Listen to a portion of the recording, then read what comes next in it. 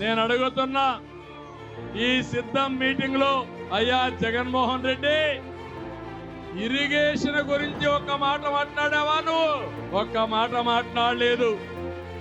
ఒక్క lift irrigation గురించి ప్రస్తావించలేదు. రాయలసీమకు ఏ పెట్టుబడి తెచ్చాడో చెప్పలేదు. నేను అడుగుతున్నా, ఇప్పుడు నేను సిద్ధం అంటున్నాడు.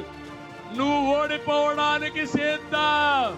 తెలుగుదేశం జనసేన ఎప్పుడైతే అలయన్స్ లోకి వచ్చామో ఆ రోజే రాష్ట్రంలో డిసైడ్ అయిపోయింది, గెలిచేది తెలుగుదేశం జనసేన, ఓడిపోయేది వైఎస్ఆర్ కాంగ్రెస్ పార్టీ.